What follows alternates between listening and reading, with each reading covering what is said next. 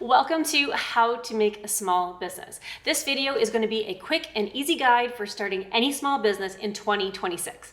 I'm going to share with you my top 3 tips on what you need to get started. And for those of you who don't know who I am, my name is Jen, and I built a business from scratch and grew it into a multi-million-dollar brand that I just sold. And now I'm focused on helping other entrepreneurs build, grow, and scale sustainable businesses for themselves. Okay, so let's get started. Everyone tells you just follow your passion. Well, that might be the single worst piece of business advice that you could ever get. Leading with passion is often the fastest way to a broke and frustrated hobby, not a business. The market doesn't care about your feelings. It only cares about problems.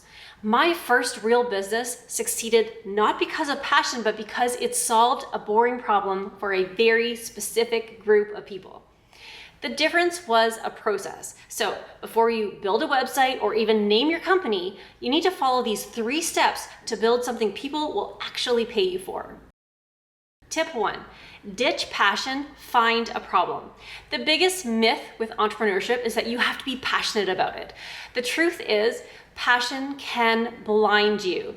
A staggering 42% of failed startups fail for one reason. There is no market value, no need. So instead of asking yourself, what am I passionate about? Ask yourself, what problem can I solve? See, successful businesses provide value by solving a real problem. So how do you find one? Well, you need to become a detective. First, look at your own life. Figure out what frustrates you. Next, listen to your friends, your family. What do they all complain about? Then you need to do a little bit of digital eavesdropping. Dive into Reddit or Facebook groups and look at those 1 or 2-star product reviews for existing products. These are gold mines for unsolved problems. Find a specific pain point for a defined group of people. That is your foundation. Tip 2, the will they pay test. Once you have found the problem, first, I want you to resist the urge to immediately build that solution. You have to first validate your idea. Validation is all about answering one critical question. Are people willing to pay for the problem to be solved? That's it. The best way to do this, simply just talk to 15 to 20 potential customers. But don't pitch your idea. Instead, I want you to start asking open-ended questions about their current frustration. See, if they're already using clunky spreadsheets to solve the problem or makeshift solutions, this is a huge sign that the pain is real.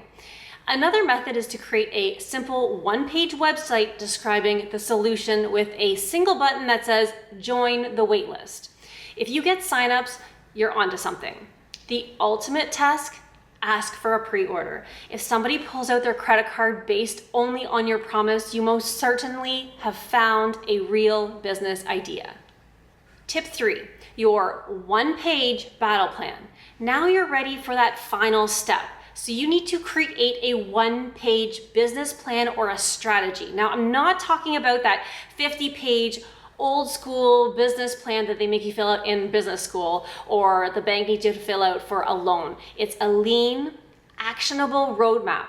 It just needs to answer 3 key questions. Number 1, strategy. In 1 sentence, define the problem, your solution, your target customer, and what makes you or your product unique.